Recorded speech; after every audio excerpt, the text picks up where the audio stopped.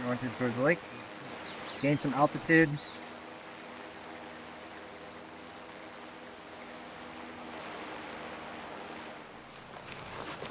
You ready? I'm ready. Are you ready? I'm ready. I mean, it was a fast-paced day. It's a fast-paced week. 3 days of building a drone from scratch when you've had no prior experience. It was 2.5 days of building, a half day of flying.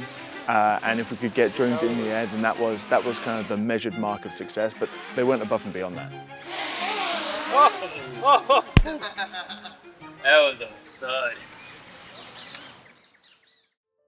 What we've got is a 8-inch FPV.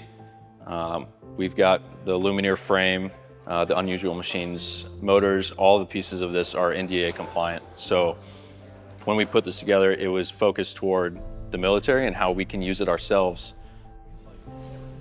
In today's course, we're learning how to actually build a drone, learning about all the different aspects of it as to the frame, building the actual control boards, soldering onto the boards, and how the drone actually works. I was a little overwhelmed at first looking at everything that encompasses FPV. Getting here, getting hands-on equipment, doing one piece at a time, and getting into the soldering and putting together and going through beta flight.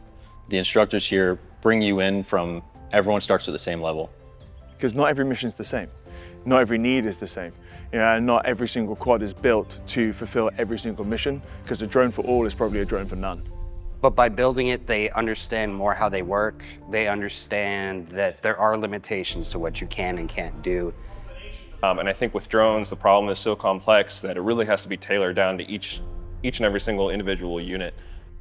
The most important thing though is getting that exposure and that skill set out to the warfighter, because ultimately at the end of the day, they're the ones that are going to be operating these systems. They're the ones that are going to be receiving the effects of these systems, and they need to be the ones that we listen to the most.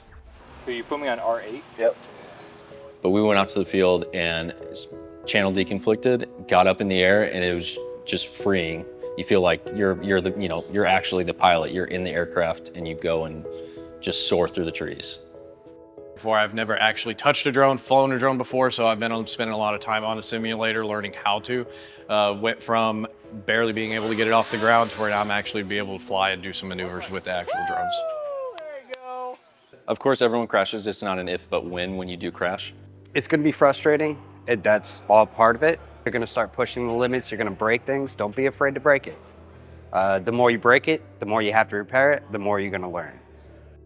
So we were able to look at what we did, look at our mistake, learn from it, and take it back to the rear. We already know how to solder it back together. We already know what pieces fit together in the little puzzle of this, and we were able to piece it back together and get back out in the air within a couple hours. It's emerging, it's brand new. It's going to influence a lot of the things that we do at a tactical all the way up to a strategic level. And so I figured, might as well take the time, get personally invested in it. So having that baseline drone knowledge to tear things apart, modify as needed, and get a more suited quad up in the air for that mission is going to require knowledge and skills that maybe some people don't have right now, but the willingness to learn is there. So I absolutely think to enable the warfighter in future engagements, these modification and these drone building sessions and instructional sessions are a must.